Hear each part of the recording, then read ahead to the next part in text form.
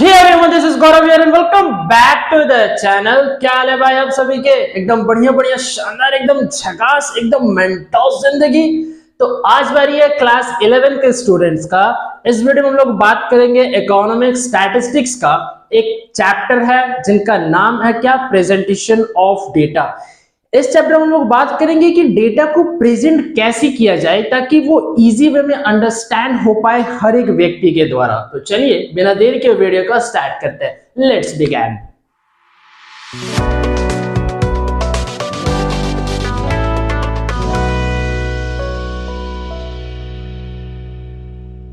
तो मेरे चैप्टर का जो नाम हो गया वो क्या हो गया, प्रेजेंटेशन ऑफ डेटा। ठीक है, अब बात करेंगे सबसे पहला जो प्रेजेंटेशन है वो मेरा है क्या, टेक्सचुअल प्रेजेंटेशन।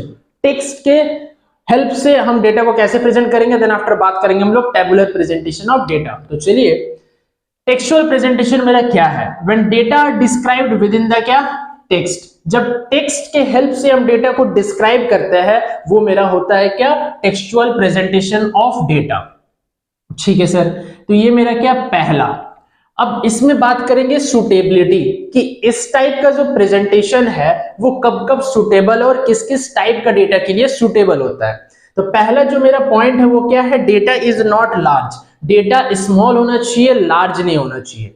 देन आफ्टर मेरा क्या, small data is presented easily, because इस टेक्सचुअल प्रेजेंटेशन में जो स्मॉल डेटा होता है, लार्ज डेटा नहीं होता है, उसको हम इजिली क्या प्रेजेंट कर सकते हैं।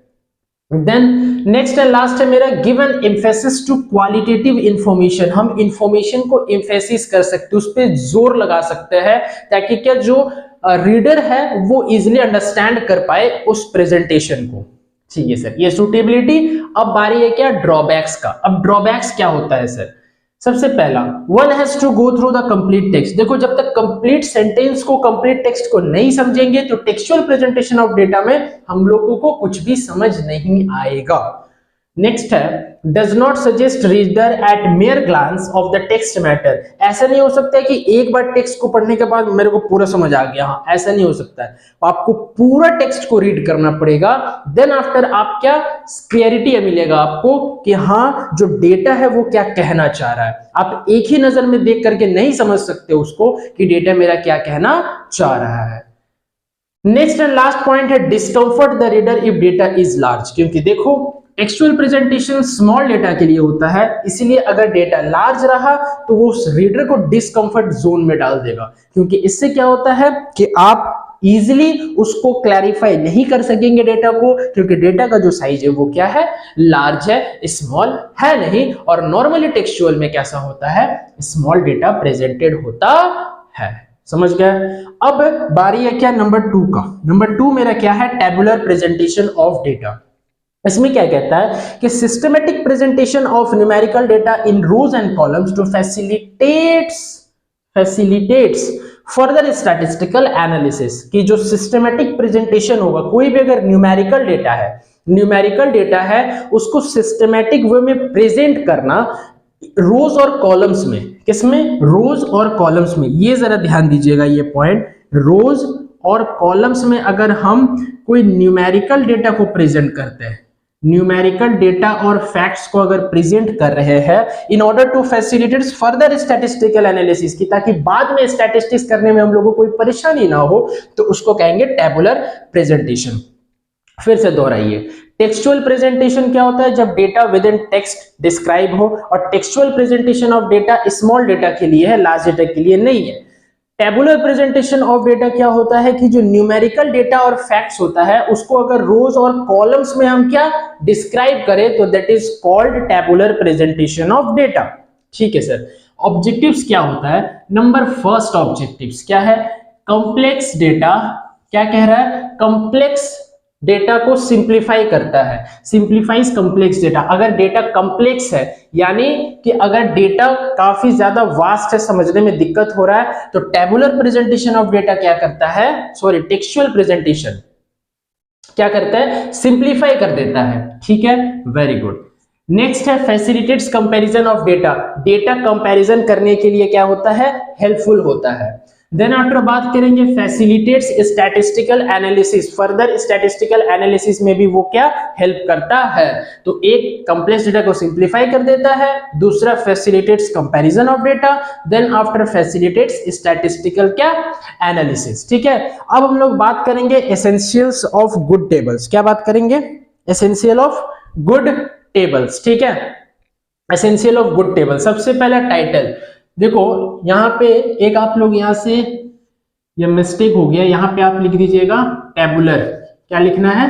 टेबुलर प्रेजेंटेशन, टेक्सचुअल प्रेजेंटेशन नहीं, टेबुलर प्रेजेंटेशन। ठीक है, कोई नहीं, चलो। तो एसेंशियल्स ऑफ गुड टेबल, सबसे पहला हमारे पास क्या है? टाइटल। देखो कोई भी अगर टेबल है, कोई भी चीज है, उसका टाइटल इंपॉर्टेंट होता है, क्योंकि विदाउट टाइटल आप डिसाइड नहीं कर सकते कि किस बारे में ये जो इंफॉर्मेशन मेरा है। ठीक है, साइज क्या है? जैसा ऑब्जेक्टिव होगा, जैसा गोल होगा, उस टाइप से टेबल का हम लोग क्या साइज डिस्क्राइब या डिसाइड करेंगे।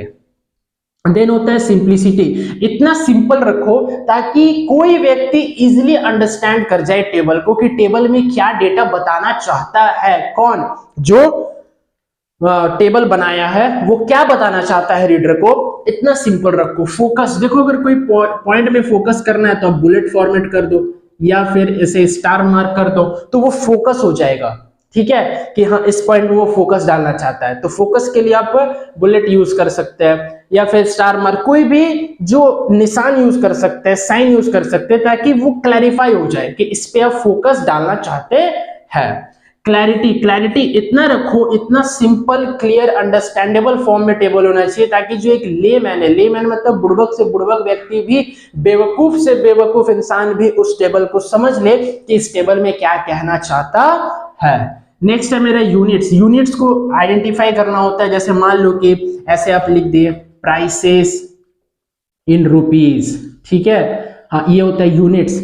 नेक्स्ट आप लिख सकते हैं height in inches, height in क्या इंचेस, तो ये सब आपको लिखना है यूनिट्स में। साइंटिफिक होना चाहिए, साइंटिफिक मेजर के अकॉर्डिंग आपको टेबल बनाना है, और avoid abbreviation, short form use मत करो, लॉन्ग यूज करो, क्योंकि बहुत सारे जो रीडर्स है ना वो डिस्कंफर्ट हो जाते हैं क्या शॉर्ट फॉर्म में, वो एब्रिविएशंस को नहीं पढ़ पाते, नहीं समझ पाते, इसलिए आप शॉर्ट फॉर्म ने आप पूरा फुल फॉर्म यूज करना। तो title, size, simplicity, focus, clarity, unit, scientific और अवॉइड एब्रिविएशन, ये क्या हो गया?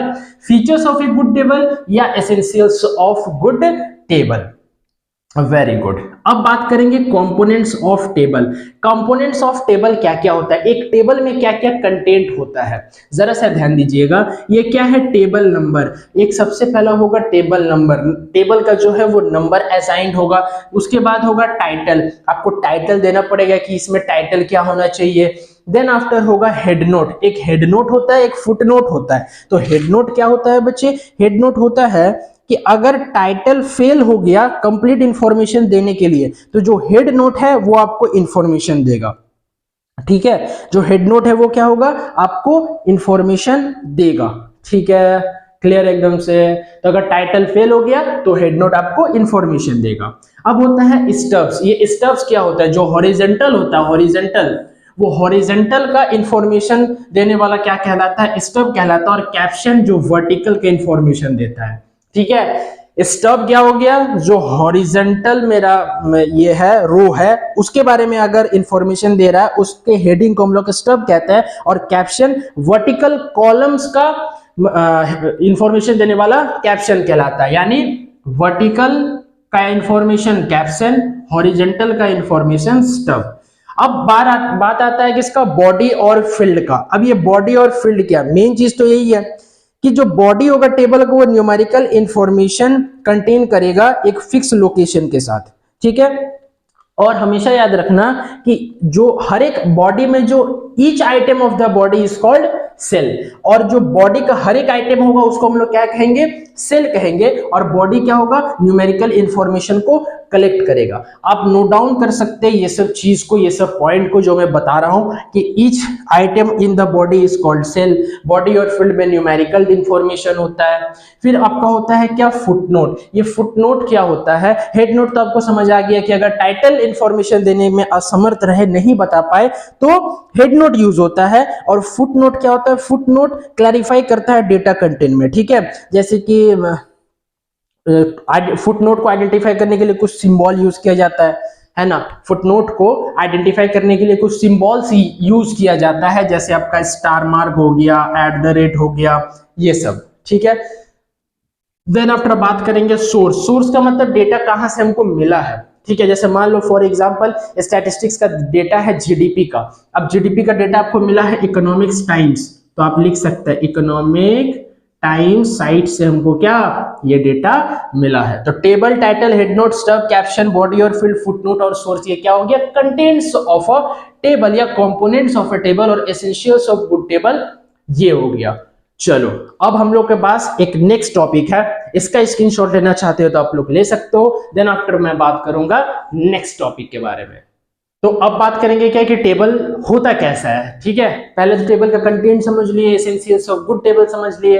अब बारी है कि टेबल्स होते कैसे। देखो पहले टेबल नंबर, फिर यहाँ टाइटल लिख देंगे, फिर यहाँ हेड नोट। अगर टाइटल फेल कर गया टेबल के बारे में बताने के लिए तो ये हेड नोट बताएगा, ठीक है। देखो इसको स्टब कहते हैं, ठीक है, स्टब कहते हैं, इसको कैप्शन कहते हैं। कॉलम का हेडिंग को क्या कहेंगे, कैप्शन, और स्टब को हम लोग क्या बताए थे, रो हेडिंग। क्या बताए थे, रो हेडिंग, ठीक है। ये सब हेड हो गया, ये रो एंट्री, या फिर इसको आप बोल सकते हैं क्या, स्टब एंट्रीज। ये सेल होता है, ये हमारे बॉडी होते हैं, ये फुटनोट और ये सोर्स होता है। तो सारा क्लियर हो गया, table number, title, caption, stub, row, cell, footnote, source और बॉडी, ठीक है। अब बात करेंगे कि सर टाइप्स ऑफ टेबल क्या क्या होता है। देखो types of table on the basis of purpose, on the basis of originality, and last one is your on the basis of construction. First of all we have understood the types of table on the basis of purpose, and on the basis of purpose table can be classified into two types, general purpose table और special purpose table. general purpose table में क्या होता है कि हम लोग normal generally जो बात करते हैं जनरल पर्पस कि हाँ सर ये जनरल पर्पस के लिए जनरली जो टेबल्स हम लोग यूज करते हैं। स्पेशल पर्पस के लिए सर ये स्पेशलिटी होता है, कोई अगर पर्टिकुलर डेटा, स्पेशल डेटा को क्या बताना हो तो हम स्पेशल पर्पस टेबल का यूज करते हैं। नेक्स्ट आता है मेरा क्या, on the basis of originality, original table.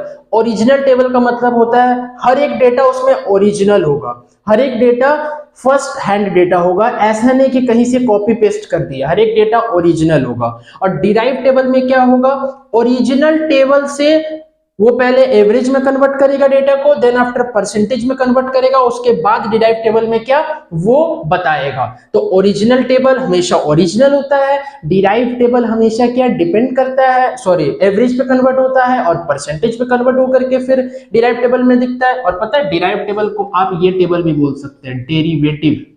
क्या बोल सकते हैं, डेरिवेटिव टेबल, ठीक है, याद रखिएगा बच्चे। नेक्स्ट एंड लास्ट मेरा बचता है क्या, on the basis of construction. On the basis of construction simple और वन वे टेबल और कॉम्प्लेक्स टेबल। देखो सिंपल यानी साधारण सिंपल होगा, ज्यादा इसमें कलेश नहीं, ठीक है, कोई कलेश नहीं होगा, बस सिंपल साधारण सा मस्त जिंदगी मस्त मौला रहने वाला इंसान, ये होता है क्या, मस्त सिंपल टेबल। अब जैसे कि सिंपल टेबल में फॉर एग्जांपल मैं बताना चाहता हूं कि कैसे करके इसका हम लोग समझेंगे कि हाँ सर ये सिंपल टेबल है। फॉर एग्जांपल मान लो यहीं पे बता दूं, ठीक है यहीं पे बता देता हूं। देखो ये जैसे कि मैंने यहां लिख दिया क्लास और यहां लिख दिया नंबर ऑफ क्या स्टूडेंट्स। तो मान लो कि 9, 10, 11 और 12, इसमें 45, 60, 75, 85, बस मतलब 9 क्लास में 45 स्टूडेंट है, 10 क्लास में 60 स्टूडेंट है, 11 में 75 और 12 में 85, खत्म, दैट्स ऑल, ठीक है। कॉम्प्लेक्स टेबल ये कलेश करेगा, फिर क्या कलेश है सर इसमें कि देखो कॉम्प्लेक्स फर्दर 3 टाइप में डिवाइड हुआ है, डबल और टू वे, ट्रिपल और मैनीफोल्ड, ठीक है। देखो डबल में क्या होगा, फॉर एग्जांपल मान लो कि यहां पे मैंने क्लास लिखा, ठीक है, हाँ यहां पे मान लो मैंने क्लास लिखा, ठीक है, यहां पे क्लास लिख दिया, ठीक है। तो वही वाला टेबल को मैं कंटिन्यू करता हूं, ये वाला को। तो फॉर एग्जांपल 9, 10, 11 और देन आफ्टर क्या 12, ये हो गया। अब मैंने बताया कि बॉयज स्टूडेंट्स कितना है, क्या बताया, बॉयज स्टूडेंट्स कितना है और गर्ल स्टूडेंट कितना है। अब यहां पे ये क्या किया, यहां पे 2 और डिवीजन हो गया, कैसे करके सर, ये रूरल में, ये अर्बन में, ये रूरल में और ये अर्बन में, समझ गए। तो अब रूरल में क्लास 9 में कितने जन पढ़ता है और अर्बन में कितने जन पढ़ता है ये। अच्छा, total number of girls rural में कितना पढ़ते हैं, अर्बन में कितने पढ़ते हैं, समझ गए। तो फिर क्या करेंगे, ध्यान से सुनना कि रूरल और अर्बन का total boys, then after girls rural और गर्ल्स अर्बन का टोटल, उसके बाद ग्रैंड टोटल निकालेंगे। क्या बोले, सबसे पहले रूरल बॉयज का और रूरल गर्ल्स का, सॉरी रूरल बॉयज और अर्बन बॉयज का टोटल, देन रूरल गर्ल्स और अर्बन गर्ल्स का टोटल, दोनों टोटल को मिला करके हम क्या निकालेंगे, ग्रैंड टोटल। तो वो मेरा होगा क्या, 2 डबल और 2 वे। अब बात है ट्रिपल में। देखो ट्रिपल में क्या होगा ना, कैरेक्टरिस्टिक्स बढ़ जाएगा। फॉर एग्जांपल कि बॉयज अर्बन और रूरल तो समझ में आ गया कि सर रूरल में इतना होगा और अर्बन में इतना होगा। अब मैं यहाँ पे अगर फिर से क्लासिफाई कर दूं कि बताओ जो मेरा यहाँ पे क्लास है, ठीक है, मैं यहाँ फिर से बताता हूं आप लोगों को। जैसे ये मेरा क्लास है, ठीक है, जैसे 9, 10, 11 और क्या 12, ये मेरा क्लास हो गया, ठीक है सर। अब यहाँ पे मैंने क्या लिखा, बॉयज, और यहाँ पे मैंने क्या लिखा, गर्ल्स, ठीक है। ये बॉयज और गर्ल्स हो गया, ये 20 से हो गया डिवाइड, ठीक है। अब यहाँ पे क्या लिखा है, रूरल और अर्बन, ये भी डिवाइड हो गया 20 से, और यहाँ पर भी रूरल और अर्बन, ये भी डिवाइड हो गया 20 से। अब मैं बोल रहा हूं रूरल में 80% लाने वाला कितना है और 90% लाने वाला कितना है बॉयज, और 90% लाने वाला अर्बन में कितना है बॉयज, और 80% लाने वाला कितना है बॉयज। ठीक उसी प्रकार रूरल में 80% लाने वाली गर्ल्स कितनी है और 90% लाने वाली गर्ल्स कितनी है, और अर्बन में भी 80% लाने वाली गर्ल्स कितनी और 90% लाने वाली गर्ल्स कितनी है। मतलब एक कैरेक्टरिस्टिक्स बढ़ गया। देखो इसमें नॉर्मल, किसमें सिंपल में, कॉम्प्लेक्स का पहला टाइप डबल में एक बढ़ गया, क्या, रूरल अर्बन, तो 2 कैरेक्टरिस्टिक्स हो गया। दूसरा में 3 कैरेक्टरिस्टिक्स बढ़ गया, रूरल अर्बन और एक्स मार्क्स। अब यहां बच रहा है क्या, मैनीफोल्ड। देखो आप लोग इसको कॉपी करना चाहते हो तो कॉपी कर सकते हो बच्चे। मैनीफोल्ड में क्या होगा, देखो ध्यान से सुनना, जरा गौर लगाइएगा कि मैनीफोल्ड में क्या हो सकता है, ठीक है। जो मैनीफोल्ड है वो क्या होगा, जरा देखना, 1 मिनट जरा देखो। सिंपल में क्या हो गया, ये हो गया नॉर्मल सा, ठीक है। अच्छा ये वाला जो है ट्रिपल का है और ये वाला मैनीफोल्ड का है, ठीक है। सॉरी, डबल वे में क्या होता है, देखो मैं बता देना चाहता हूं, ये ट्रिपल का हो गया और ये मैनीफोल्ड का हो गया, ठीक है। अब देखो डबल में मैं बता देता हूं, डबल में जैसे डबल में क्या हो गया, यहां पे मैंने क्लास लिख दिया और यहां पे बॉयज और गर्ल्स, ये क्लास 9, 10, 11 और 12, और यहाँ पे बॉयज और नंबर ऑफ गर्ल्स, ये हो गया क्या, डबल वे। तो देखो क्लास बॉयज और गर्ल्स में डिवाइड कर दिया नंबर ऑफ स्टूडेंट्स को, ठीक है। तो ये हो गया डबल और 2 वे, ये वाला हो गया ट्रिपल और ये वाला हो गया क्या, मैनीफोल्ड। समझ में आ गया। और ये वाला हो गया सिंपल। क्लियर है एकदम से, ठीक है, वेरी गुड। तो अब समझ आ गया कि टाइप्स ऑफ टेबल में क्या है। अब देखो नेक्स्ट टॉपिक का बात करेंगे हम लोग, क्या, क्लासिफिकेशन का, ठीक है। देखो क्लासिफिकेशन क्या होता है, सबसे पहले क्वालिटेटिव क्लासिफिकेशन, जिसमें हम लोग क्वालिटी बताएंगे, ठीक है। क्वालिटी बताएंगे यानी सर क्या बताएंगे क्वालिटी में, क्वालिटी में क्या हो सकता है, जरा सोच के बताओ कि सर जो क्वालिटेटिव मेरा क्लासिफिकेशन उसमें क्या हो सकता है, जैसे लेवल ऑफ एम्प्लॉयमेंट, उसके बाद रूरल अर्बन में कितना एम्प्लॉयमेंट है, ये सब मेरा क्वालिटेटिव हो जाएगा। क्वांटिटेटिव में क्या हो सकता है कि मान लो कि 20 से 30, 30 से 40, 40 से 50, इस एज ग्रुप के कितने कितने व्यक्ति क्या एम्प्लॉयड है, ये हो गया क्या, क्वांटिटेटिव। टेम्पोरल में क्या हो सकता है, ईयर्स हो सकता है, जैसे मान लो 2014, 2015, 2016 में कितना कितना प्रॉफिट है, ठीक है। तो वो हो जाएगा क्या, मेरा टेम्पोरल। और लास्ट बच रहा स्पेटियल। या स्पेटियल में क्या हो सकता है, मान लो कि इंडिया, ठीक है, अमेरिका, ये सब का एक्सपोर्ट शेयर हमको कैलकुलेट करना है कि अमेरिका का एक्सपोर्ट शेयर इतना है, इंडिया का एक्सपोर्ट शेयर इतना। एक्सपोर्ट शेयर मतलब कितना सामान इंडिया से बाहर देश में जा रहा है, अमेरिका से बाहर देश में जा रहा है, रशिया से बाहर देश में जा रहा है। तो वो हो गया क्या, स्पेटियल, जिसमें कि हम लोग कंट्री का बात करेंगे या कुछ और प्रोडक्ट का बात करेंगे। तो एक्सपोर्ट शेयर का बात कर रहे थे, जैसे यूएस में इतना $1 बिलियन का एक्सपोर्ट शेयर हुआ, इंडिया में इतना डॉलर का बिलियन डॉलर का एक्सपोर्ट शेयर हुआ, ठीक है। और जब भी बात करेंगे तो एक ही यूनिट में बात करेंगे, अगर डॉलर का यूनिट में बात कर रहे हैं तो डॉलर का यूनिट में ही बात करेंगे और कोई करेंसी का यूनिट में बात नहीं करेंगे। तो ये मेरा क्या हो गया, स्पेटियल क्लासिफिकेशन, ठीक है। अब देखो मेरिट्स ऑफ टेबुलेशन क्या है, सिंपल होगा सर, इजी टू अंडरस्टैंड और सिंपल होगा sir. Helps in comparison, sir comparison में हेल्प्स करेगा tabular form of data. Special emphasis, ये मैंने सूटेबिलिटी में बता दिया था कि एम्फेसिस करेगा, स्पेशल एम्फेसिस। लास्ट होगा इकोनॉमिकल, टाइम मैनेज करेगा, इकोनॉमिकल होगा, ज्यादा एफर्ट्स नहीं डालना पड़ेगा, ठीक है सर। डिमेरिट्स क्या है, देखो नॉट अट्रैक्टिव, देखो जो डायग्रामेटिक प्रेजेंटेशन ऑफ डेटा होता है ना वो ज्यादा अट्रैक्टिव होता है as compared to tabular presentation of data. Next क्या है, not leave everlasting effect on the mind of the reader, जो रीड करेगा टेबल को समझेगा उसके दिमाग में लॉन्गर इफेक्ट नहीं रहेगा, कुछ टाइम के लिए वो डेटा प्रेजेंट रहेगा देन आउट हो जाएगा। बट डायग्रामेटिक प्रेजेंटेशन में ना आप ज्यादा लॉन्ग टाइम तक उस चीज को रिकॉल कर सकते हो, समझ गए। तो ये था क्या, मेरिट्स और डिमेरिट्स ऑफ टेबुलर प्रेजेंटेशन, ठीक है। तो इसी के साथ हुआ चैप्टर हम लोग का वन शॉट में समाप्त, क्या, presentation of data. Next video में बात करेंगे हम लोग कुछ और न्यू चैप्टर के बारे में। तो till then keep growing and keep learning. मेरे चैनल में न्यू है तो प्लीज चैनल को सब्सक्राइब कर लो, क्योंकि हाफ ईयरली नजदीक आ रहे हैं और आप लोगों के लिए मैं बढ़िया बढ़िया वीडियोस बना के अपलोड करता रहूंगा यूट्यूब चैनल पे। तो चलिए, keep supporting, keep watching, bye bye and take care.